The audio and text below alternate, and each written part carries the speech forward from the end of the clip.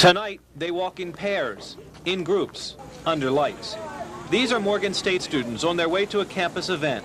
Last night, 2 students were assaulted. One shot critically in the back of the head, right outside a dormitory. See, people have to live in fear, and that shouldn't be like that. They come here for education. They don't come here to be scared of where they walk, what they do. Did you notice anything different tonight when you were walking to the auditorium? Well, I noticed that there was a police officer over here. And, is that not normal for that isn't normal, really. Not at the beginning of a function, anyway. Some students we talked to tonight complained of poor lighting on walkways. This is a walkway that leads to a dorm. In other parts of campus, walkways are only partially lit. 3 lampposts were out on this sidewalk. I'm a wrestler here at Morgan, and I travel the country in a van. So I figure if I travel the country in a van, they must be using the money for the lights, for security, but there's no lights. Look around. There are areas of the campus that aren't lit very well. I'm standing in one of those areas right now. If you can't see me, how could a student see a possible attacker? Well, it's areas like this that the student government wants more lighting, they want better lighting, and they want more security. And they say it shouldn't have taken a shooting last night for all these problems to come out. Michael Shockett, Channel 2 News Nightside on the Morgan State campus.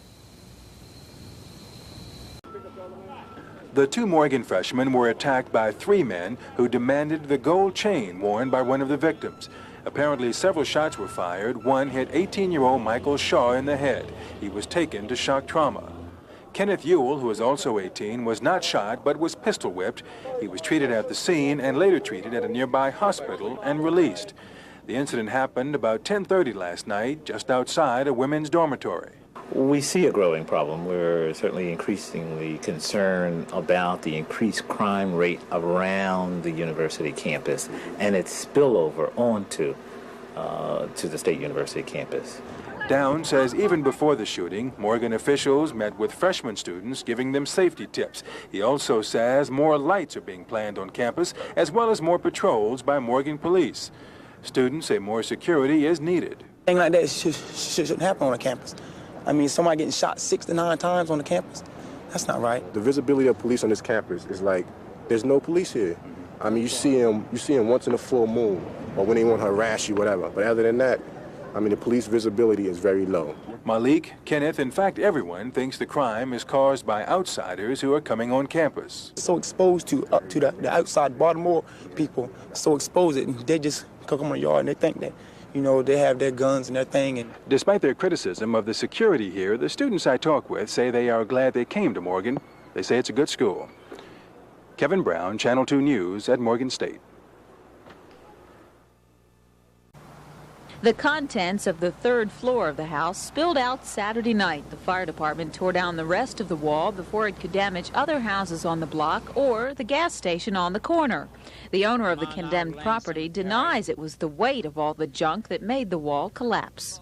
There was some guy got up on the roof and he pulled bricks out from the top and made the whole place caved in. Neighbors say they've complained for years about the condition of the house, and even the city building inspector agrees it is a fire and safety hazard. Definitely, both ways, fire and safety. In fact, I understand a few years ago they had a fire in here because of all the debris and everything inside the building. When we find extreme cases like this one, we do have to move quickly on it to condemn the building and take it down to make it safe. People who live nearby say they'd like to see the place torn down. About 8 years it's been going on. And the city come out there and emptied the house, and about half an hour later he was filling it up again. He's got 2 houses more in the back filling up. I think it's a pack rat because it's hard to believe that somebody could accumulate that much junk in a row home.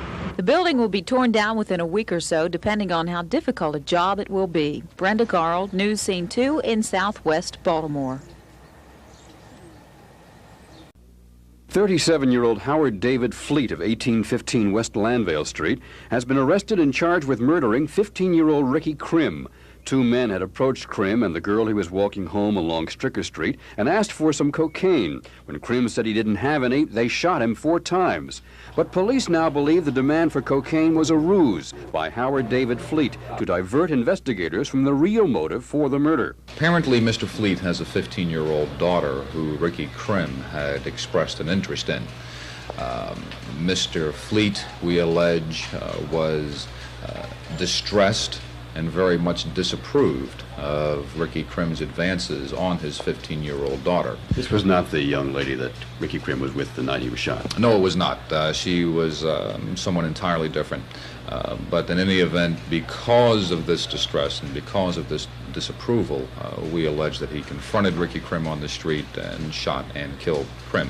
Police are still searching for another man, 21-year-old Kim Bernard Paler of Lexington Street, who they say also participated in the shooting of Ricky Krim. There's very little doubt in our minds that 2 handguns were used and that Mr. Paler held one of those handguns. The murder of Ricky Krim occurred less than a week after 16-year-old Calvert Hall basketball player Craig Cromwell was murdered in the same area.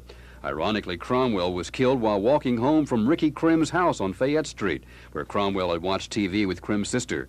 Another teenager was arrested in the Cromwell case. I'm Jack Bowden, News Scene 2.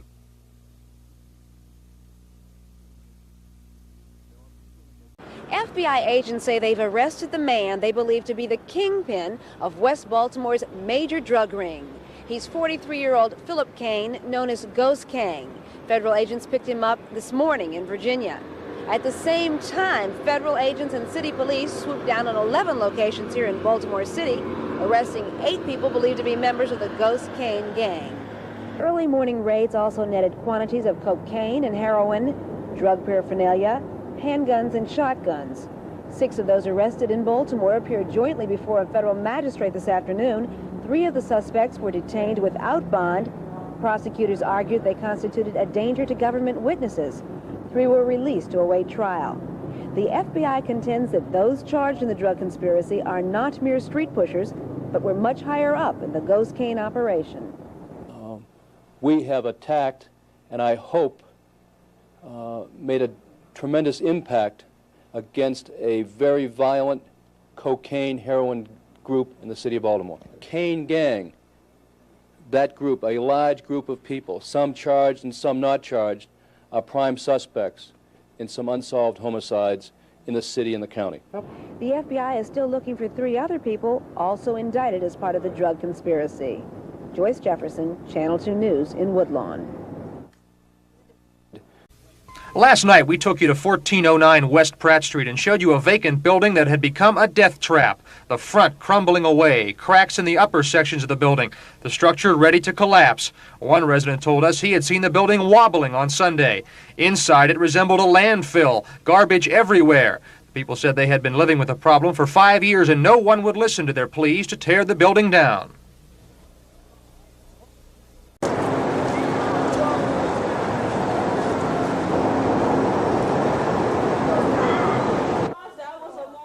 Our suggestion and alternative is to bring about a program to substitute for the frustration and the apathy and the leisure time that exists in this particular community.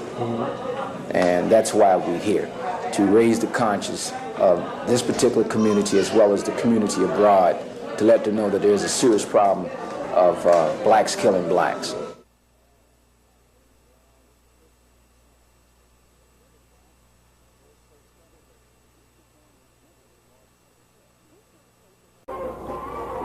No mothers allowed here. It was strictly a Father's Day affair at the city jail. Behind the prison walls, fathers, sons, and daughters had a picnic in the courtyard. It seemed like any other Saturday outing, except this one was in jail. It's hard, but it's something we have to cope with, you know, and I'm pretty sure they can cope with it. You know, soon hopefully I'll be home. We don't have to go through this. You know, like I said, it's hard, you know, but hopefully I'll be home with him. I love him. He's nice to all of us and fun playing with and loving. For the 5th year, inmates were allowed 3 hours with their children on Father's Day, or in this case, 1 day before the big event. Inmates here usually get just 1 hour a week with relatives, so this was a special treat. It gives the fathers the time to spend with their children.